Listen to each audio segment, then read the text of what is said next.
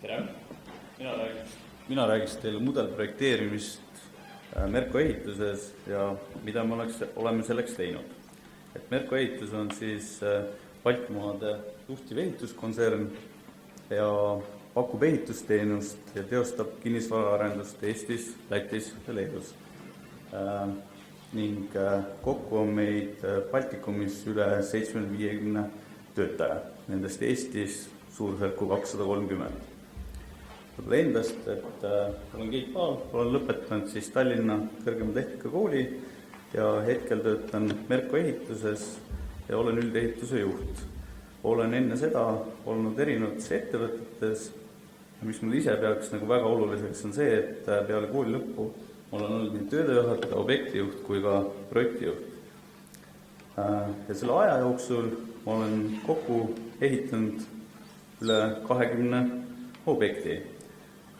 Mõtlesin, et võiks mõnda objekti meelde tuletada ja näidata, aga Veereni ärikeskus, järgmine on Viru keskus, siis olen teinud Viimsi lasteaed algkooli, olen teinud Jõhvis Viru vangla ja siis Tallinna Ülikoolis Balti filmi- ja meediakooli. Paraku pean oma kurvastuseks ütlema, et kui hakkasin pilte otsima, siis selliseid ilupilte peale nende, mida ma teile näitan, rohkem polegi. Kõik ülejäänud on probleemidest, jamadest ja kõik, mis sinna sisse läheb. Ja nüüd, millest ma täna täpsemalt räägiks? Et miks siis mudelprojekteerimine, kuidas me alustasime, mida me oleme teinud, millistes Merko projektides on kasutatud mudelprojekteerimist, millistes kogemuse oleme saanud ja mida tahame veel teha. Kõigepealt siis, miks mudelprojekteerimine? Kasutasime ära siin kolleegi esimest tabelit, kus samamoodi toob välja, et milles on põhilised probleemid. Et seda kvaliteedi tõsta, siis peaks sellega tegema. Teine asi, mis suurem teema oli, on see, et kuna asjad on edasi arenenud, siis ennem olid platsi peal 5 suurt lehte sul kõrvuti ja võrdlesid siis, et kas need omavahel lähevad kokku või mitte, siis mudeli puhul väidaks, et see on kindlasti kergem ja lihtsam jälgitav ja selle info tagasiandmine projekteerijatele.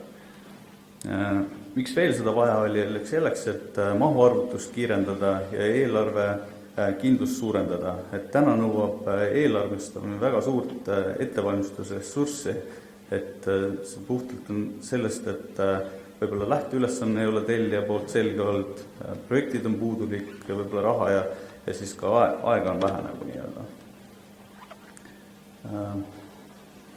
Lisaks sellele oleks vaja ka paremaid ehituslahenduste pakkumine tellijatele, et oleks sujuvam koostöö klientide ja lõpptulemus oleks ka parem ning lihtsam oleks sellest aru saada kõigil osapooltel.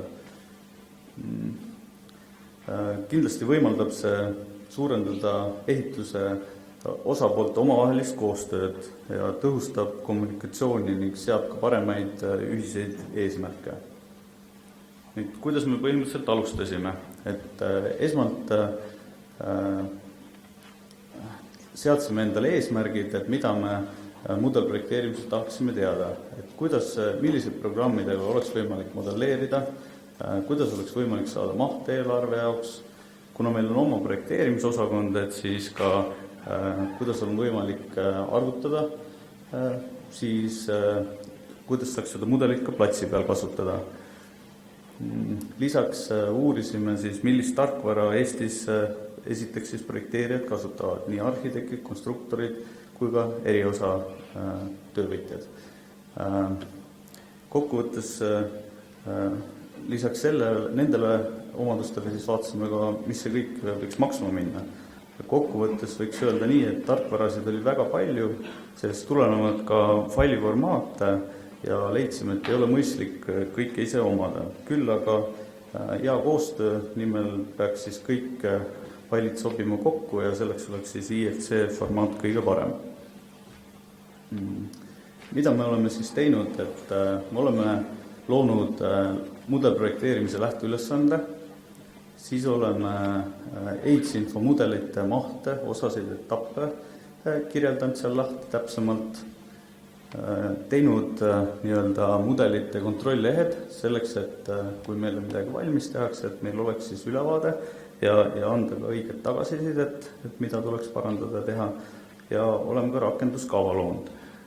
Põhimõtteliselt see kõik info on tegelikult internetis kättesaadav ja me oleme kasutanud selle tegemiseks teiste riikidega RKS-i nii-öelda juhendmaterjalid, aga kohendanud seda enda jaoks. Samuti oleme ka Skanska materjale kasutanud selleks. Nüüd, mida oleme teinud siis? Et kõigepealt siis modelleerinud ja võtnud kokku ühe objekti mahud. Miks me seda tegime, oli selleks, et oleks lihtsam nii-öelda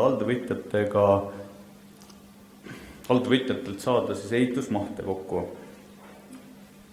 Lisaks sellele oleme proovinud modelleerimise mahud siduda graafikuga.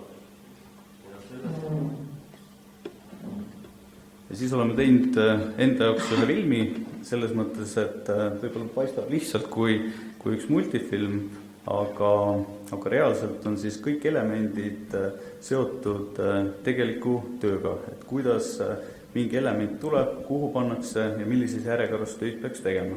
Et tagantjärgi ütleks, et miks see nagu hea on sellepärast, et projektijuht koostas meil algul ise graafiku ja kui hakkasime seda mudeliga siduma, siis näiteks avastasime, et kõik elemente polnud seal sees. Ja teine, mis võib-olla suurem asi oli, et sellisel kujul, nagu me lootsime algul teha, ei olnud võimalik seda maja ka ehitada. Sellises järjekorras siis ütleme niimoodi. Et see oleks nagu kindlasti üks asi, mis nii mahud kui graafik kokku viia, oleks võimalik endal vaadata ja jälgida seda tegevust.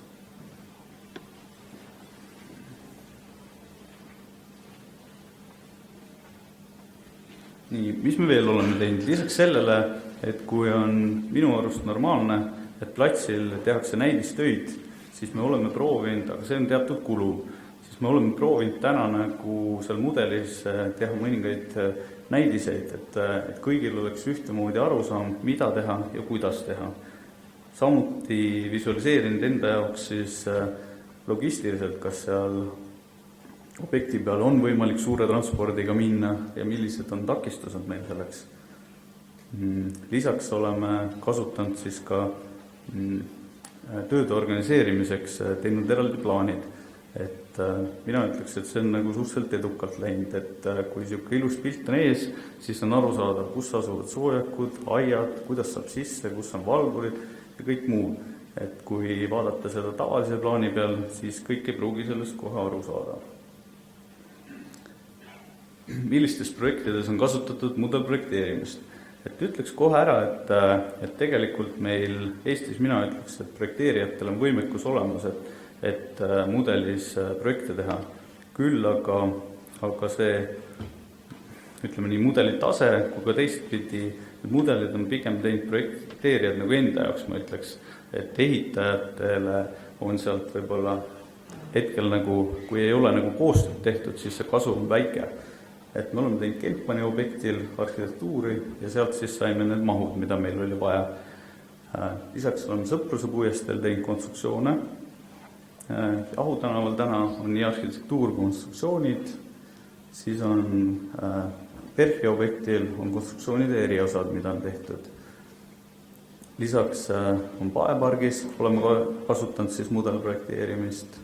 Hiltoni objektil kasutatakse praegu ja hetkel küll projekteerimisstaadiumis on Noblessneri kortermaja, kus tahaks kõik nagu mudelist teha. Õnneks on see oma arendus ja seal saame nagu teha siis koostööd nii projekteerijatega kui ka tellijatega, kõik oma vahel.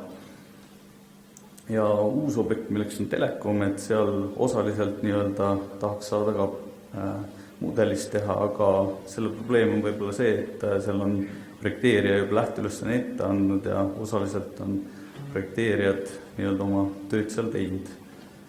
või alustanud oma töödega, aga lähemalt ma räägiks võib-olla või kahest objektist, mis on siis arvestanud puhtalt siis Merko ehituse poolt koostatud siis lähteülesannet mudelprojekteerimiseks. Üks on siis spordiresidents, kus on Trigon Capital. Väga hea meel, et need projekteerijad, kes meiega olid siis seal pundis, olid nõus selle mudelprojekteerimise nagu võtma või tegema, et põhjuseks oli siis see, et kõigepealt tehti hoone, oli eskiisina valmis ja me liitusime siis sinna projekti nagu, ma ei ütleks just poole pealt, aga kuskilt vahepealt, et Arhitektuuribüroo Pluss oli nõus tulema vastu ja teised projekteerijad samamoodi ja täpsustasid siis oma mudeleid ja tegid meile nii-öelda sobival kujul seda. Tänane seis on siis sellega niimoodi, et on põhiprojektid valmis ja see, mis on maal, on osa, seal on ka tööprojektid mudelis tehtud. Ja hoone osas on siis alusplaat keldris valatud ja hakkab nagu maja ülespoole kerkima. Teine, mis on suurem objekt, kus me oleme saanud juba Halguaasist tellijaga kokkuleppele, milleks on T1 kaubanduskeskus, mis siis arvestab samamoodi meie poolt koostatud lähteülesannet.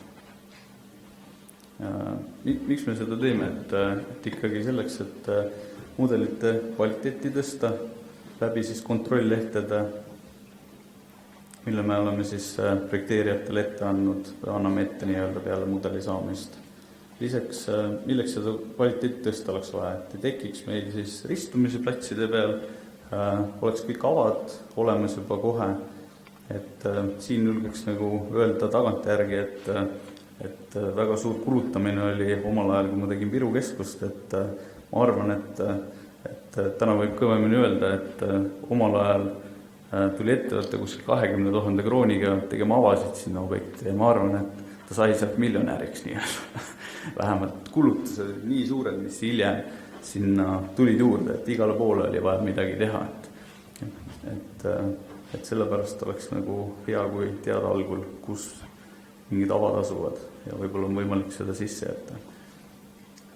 Samamoodi siis kontrollida, et torustik mahuks lagedesse ära ning mina ütleks, et suured ja keerulised tehnoruumides tuleks ikkagi joonistada kogu torustik ja kõik asi välja nii, et sa ei peaks seda ruumi mitu korda ümber tegema. Samuti, kui on kõik torustik ja kõik asi peal, siis on võimalik seal ka lahendusi optimeerida, et mida me oleme proovinud teha. Mis veel? Et minu arust, nagu ma ka ennem ütlesin, et see koondmudelite kasutamine ja vigade leidmise tõenäoliselt on suurem, kui me vaatame seda mudelis, kui see, et sul on iga plaan nagu eraldi ees. Et tänu mudelile minu arust tekib ühesugune arusaam pakutavatest töödest, siis see mudelprojekteerimine ka nõuab tegelikult vastutusrikkamat joonestamist, et kuna on üks koondmudel, kus siis kõik näevad teise poolt tehtud tööd ja kui see ei lähe omavahel kokku, siis on kõigile see probleem koheselt nähtav. Et teiste, või ütleme, kui me vaatame 2D jooniseid, siis igaüks teeb oma projektis midagi ja kui seda kokku ei tõsta, siis selles probleemis ei näe midagi.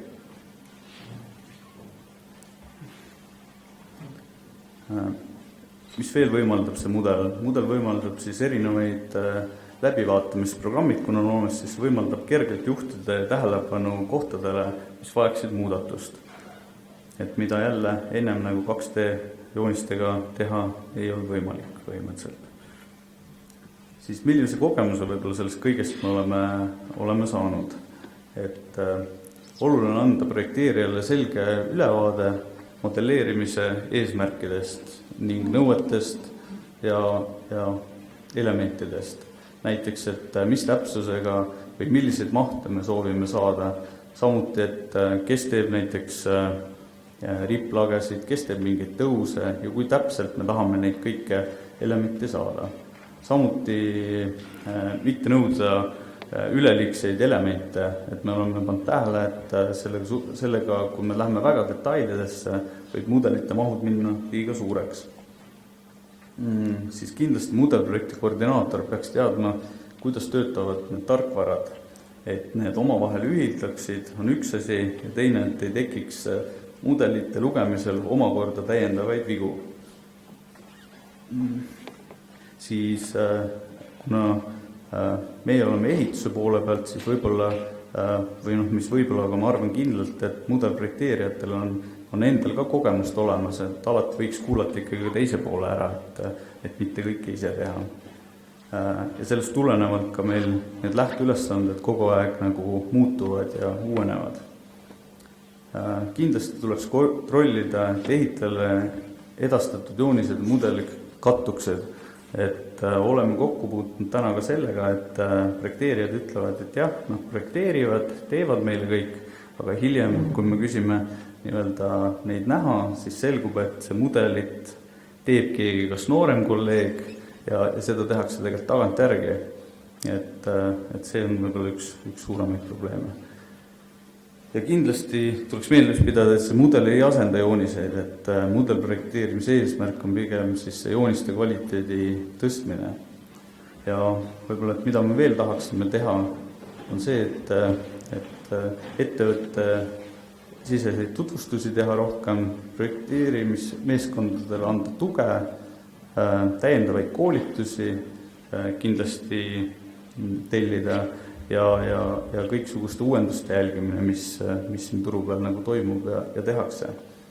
Ja võib-olla, et kuhu areneda, on see, et eelarve osakonna mudelite kasutamise tarkvara ja lähtuvalt tänasest osakonna tööprotsessist, et ikkagi suurendada selle töömahu ja ajakulu, vähendada tähendab töömahtu ja siis ajakulu, mis täna ikkagi eelarvestusele kulub. Ning et oluliselt, et saaks seda tööprotsessi automatiseerida. Samuti on, et ehitusjuhtide teadlikkust tõsta, et tänaseks oleme ettevõtte sees 70 inimesele teinud mudelprojekteerimise koolituse ja kõik tänu Tallinna Tehnika kõrgkoolile, et natukenegi saada sellest rohkem aimu. Siis kindlasti tuleks teha koostööd kinnisvaraomanike ja haldajatega, et seda me oleme alustanud, meil on hea võimalus, meil on omal endal arendus tütarettevõtte, kellega proovime siis seda teha niimoodi, et see mudel ei valmi, ei lõppe ära siis mudeliga töö objekti lõppedes, vaid see kestaks edasi. Siis on kindlasti eelarvete sidumine mudelprojektidega, siis visualiseering, et inimestel oleks parem ülevaade kogu sellest projektist ja kindlasti detailsustega tuleks tegeleda ja siis ka suurendada projekteerijatele ja juhtidele ootuseid tõsta neid. Siis samamoodi töövahendite mudelite kasutamine objektidel, et täna on circa 5 kuud oleme kasutanud erinevatel objektidel tahvleid, aga ei ole sellega edasi jõudnud minna. Ja mis see põhjuseks on? Et me oleme ostnud erinevate tootjate ja erinevate tootjate siis tahvleid ja vind platsidele. Et tagasiside on täna olnud selline, et hakates lihtsamatest asjadest peale, et üks on suurus. Osa mehi ütlevad, et tahavad 8 tollist. Küsid, miks nii? Mahub taskusse. Järgmised ütlevad, on vaja 10 tolli. Miks nii? No väiksest ei näe midagi. Et need on pisi asjad, aga kõik see mängib mingit rolli. Samuti, et mida sellega siis ikkagi tehakse. Et mina väidan seda, et algul, kui me viisime, oli uhin või kõik tahtsid midagi näha ja keerutada mudeleid ja vaadata jooniseid, siis mingi aeg, kui oled küsinud, on pigem see ajalehe lugemiseks ja e-mailide vaatamiseks, et pigem kui on objekt suur, siis kasutatakse neid tahvleid paremini, et sinna tahvlisse mahuvad sul joonised, dokumendid, kõik asjad, et kui sa pead kuhugi minema, saad kõik ühes asjas kaasa võtta. Ja lõppkokkuvõttes siis, et arvan, et võib-olla 2 kuud läheb veel, et siis peaksime tegema enda jaoks mingi otsuse, et kuidas ja me saaksime nendega ikkagi mingit kasu platside peal. Kokkuvõtteks ütleks seda, et oleme siis ehituse ettevalmistuses, kasutame siis seda mudelprojekteerimist igasuguste visualiseeringute vastuolude juures, samuti mahtude arvutuses, eelarve poole peal ja siis ka modelleerimises ja igasuguse projekti kontrolliks. Ja et seda kõike teha, siis mina ütleks, et ongi vaja, et kõigepealt seda head lähteülesandet, et kõigil on selge, mida neilt oodatakse ja mida tahetakse, et nad teeksid kindlasti tugevaid projekteerijaid ja kindlasti, kellel on sära silmis, kes tahaksid selle asjaga tegeleda ja kellel nagu, tahavad midagi muud, midagi rohkemat, siis ütleks seda, et selle sama mudelite abil on võimalik ikkagi endale projekteeritavast objektist saada kindlasti parem ülevaade ja see võiks olla üks asi, mis eristaks teisi maju nii-öelda omavahel, et see kvaliteet kindlasti läheks paremaks või on parem.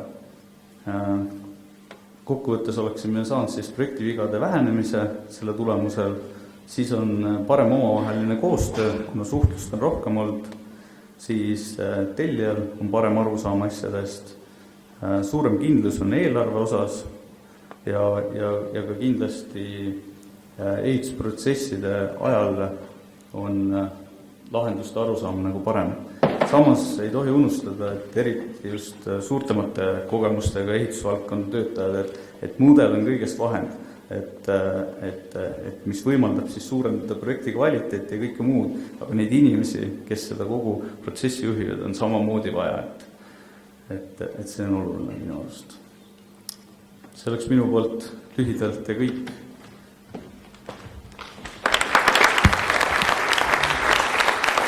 Aitäh, Keit! Kas Keil on küsimusi? Ma ühe asja ütleksin vahele. Ma olen põhimõtteliselt nõus seda Merko lähteülesannet ka kõigiga jagama, kes tahavad saada endale seda.